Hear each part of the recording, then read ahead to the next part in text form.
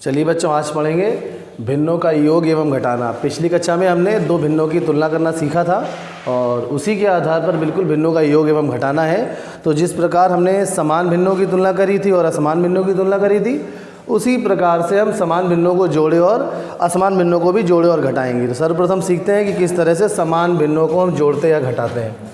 तो पहला प्रकार है समान भिन्नों के लिए। समान भिन्ने हम सभी जानते हैं कि वे भिन्ने जिनके हर समान हो। अगर समान भिन्न है अर्थात उनके हर समान है, इनको किस प्रकार से जोड़े और घटाएंगे। तो देखिए पहला उदाहरण है, मान लीजिए लिखा हुआ है 3/8 और धन 7/8। अब ये दोनों समान भिन्ने हैं तो इनको जोड़ना बिल्कुल आसान है। इनका हरों का योग कर देंगे और अंश जैसा है वैसा ही लिख देंगे। 8 और 8 दोनों के समान अंश हैं, यहाँ पर 8 लिख देंगे और हर जुड़ जाएंगे तो 3 धन 7 अर्थात 10/8। इसका ये उत्तर आ गया। आप चाहें तो इसको न्यूनतम रूप में भी लिख सकते हैं, और क्योंकि ये ऊपर अंश और हर दोनों ही 2 से विभाजित हो रहे हैं तो 2 से अंश में भाग देंगे तो 5 आ जाएगा और 8 में भाग देंगे तो 2 चौको 8 4 आ जाएगा। तो ये इसका न्यूनतम रूप भी हो गया। और उदाहरण देखते हैं दूसरा एक और। जैसे मान लीजिए आपके पास है 17/19 और धन 13/19। ये भिन्ने हैं, आपको जोड़नी है। समान भिन्ने हैं। कैसे पता चला समान भिन्ने हैं? क्योंकि इनके हर समान हैं और हर समान है, हर में 19 लिख दिया। इनके अंश जुड़ जाएंगे बच्चों तो 17 धन 13 जोड़ दिया हमने। 17 और 13 को योग कर लेंगे तो हमें प्राप्त हो जाएगा 30 और 30/19। अब यही हमारा उत्तर हो गया, क्योंकि अब इसे हम और आगे न्यूनतम रूप में नहीं लिख पा रहे हैं। तो यही हमारा उत्तर हो गया। अब देखते हैं घटाने के कुछ प्रश्न। मान लीजिए घटाने का प्रश्न आपके सामने आया। आपसे कहा गया कि भाई 5/3 ऋण 4/3, इसका हल बताइए, आंसर बताइए क्या होगा। तो आपने देखा ये जो इन दो भिन्नों को घटाना है, इनके ध्यान रखिए हर समान है। नीचे वाली जो संख्याएं हैं वो समान है, तो उस दशा में यहाँ पे अंश को केवल घटा लेंगे और यहाँ पे हमने 3 उभयनिष्ठ हर 3 लिख दिया और अंश जो है ऐसे ही लिख देंगे बीच में ऋण का चिन्ह लगा के। तो अब ये 5 में से 4 घटाएंगे 1/3 हमें उत्तर प्राप्त हो गया। और एक उदाहरण देखते हैं, देखिए ज़रा।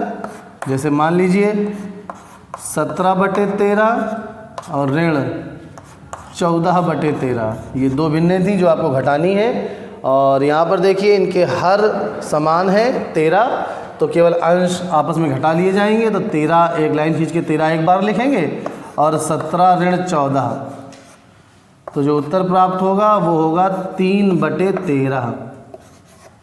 तो ये तो बात हुई बच्चों समान भिन्नों को जोड़ने और घटाने की। अब सीखते हैं कि अगर असमान भिन्ने हो बच्चों तो उनको कैसे हम जोड़े और घटाएंगे।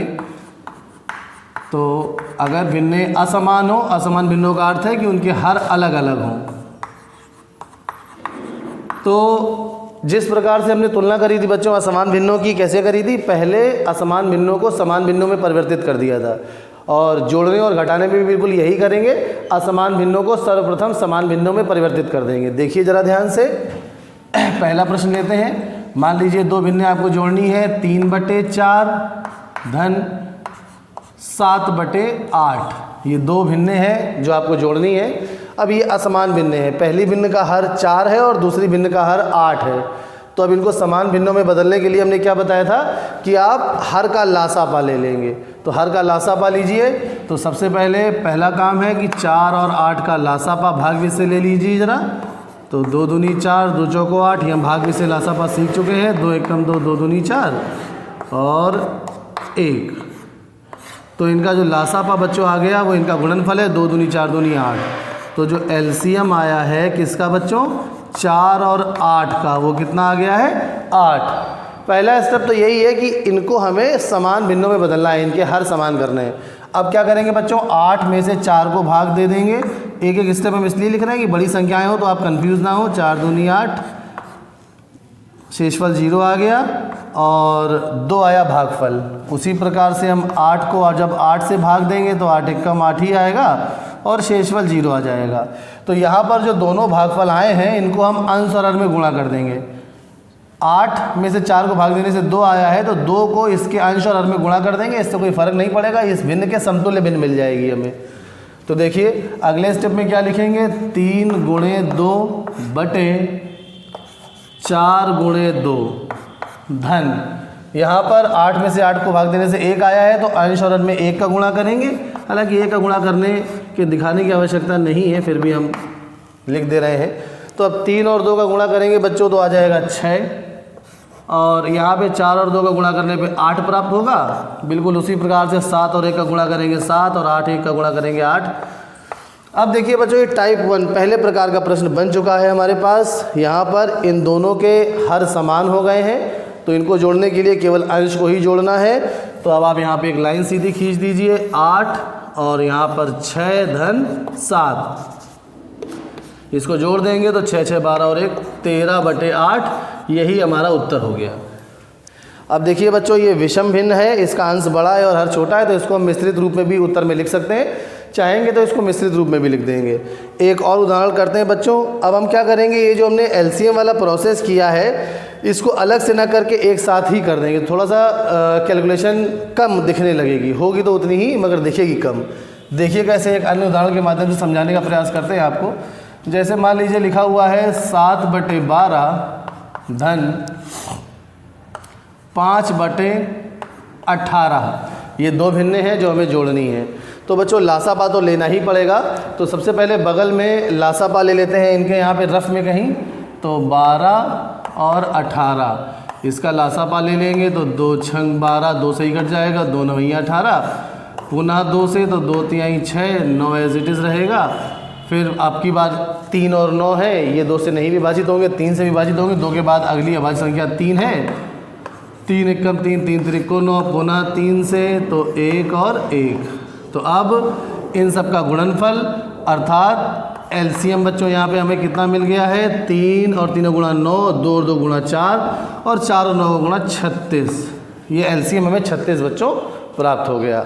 अब क्या करना है कि सीधे यहाँ पे एक लाइन खींच देंगे ऐसे, और नीचे यहाँ पे लिख देंगे 36 एक साथ। अब क्या करेंगे, 36 में से 12 को भाग देंगे, तो 12 का पहाड़ा पढ़िए, कितने बार में 36 आ रहा है, 3 बार में। 12 1 12 12 दूनी 24 और 12 3 36, 3 आया। और अब इस 3 का अंश में गुणा करेंगे, तो अंश क्या है बच्चों, 7। तो यहाँ पर 7 गुणे 3 आ जाएगा। ये बच्चों 3 कहाँ से आ रहा है, समझ में आ रहा है, 36 में हमने 12 को भाग दिया है तो 3 आया है। उसी प्रकार से अब हम बिल्कुल 36 में से 18 को भाग देंगे, तो 18 का पहाड़ा पढ़िए, 2 बार में 36 आ रहा है, 18 एकम 18 और 18 दूनी 36, 2 बार में आया। तो इस 2 का गुणा सीधे सीधे 5 में कर देंगे, तो यहाँ पर आ जाएगा 5 गुणे 2, और अगले स्टेप में गुणा करके 7 और 3 का गुणा 21, 5 और 2 गुणा 10 बटे 36 एज इट इज़ लिखा रहा। और अब इनको जोड़ देंगे तो ये आ जाएगा 0 और 1 को जोड़ेंगे 1, 2 और 1 को जोड़ेंगे 3, 31 बटे 36, और यही हमारा उत्तर प्राप्त हो गया बच्चों। हम बिल्कुल इसको इसी प्रकार से भी कर सकते थे, लासापा लेके पहले हम भाग दे के यहाँ पे भागफल प्राप्त कर लेते। ये पहला स्टेप है इसलिए हमने बता दिया जिसमें आपको याद रहे, और ये स्टेप हमने स्किप करके यहाँ पे डायरेक्ट कर दिया है। कोई भी अंतर नहीं है, आप चाहे तो इस प्रकार से करिए और या इस प्रकार से, इस बात से कोई फ़र्क नहीं पड़ता। तो चलिए अब हमें समझ में आ गया होगा कि समान भिन्नों को जोड़ना और घटाना कैसे है। अब बच्चों अगर इसी प्रश्न को मान लीजिए घटाना होता तो बिल्कुल सेम प्रोसेस है, कोई भी अंतर नहीं है। अगर घटाना होता तो उदाहरण के लिए मान लीजिए यहाँ पे ऋण का चिन्ह लग जाता। इसी प्रश्न को चलिए घटा देते हैं, जगह भी कम है और आपको समझ में भी आ जाएगा आसानी से। तो यहाँ पर हमने घटाने का चिन्ह लगाते तो यहाँ पे भी धन की जगह बच्चों ऋण आ जाता, कोई अंतर ना होता, बिल्कुल सारे प्रोसेस वैसे ही हैं। और यहाँ पर भी धन की जगह ऋण आ जाता और उत्तर में फ़र्क पड़ता। अब 21 में से हम 10 को घटा लेते तो 31 की जगह 11 उत्तर आ जाता बच्चों। जब हम 21 में 10 को घटाएंगे तो हमें उत्तर प्राप्त हो जाएगा 11, तो इसका उत्तर आ जाता 11 बटे 36। तो उम्मीद है बच्चों आपको ये भिन्नों का योग एवं घटाना समझ में आ गया होगा। धन्यवाद।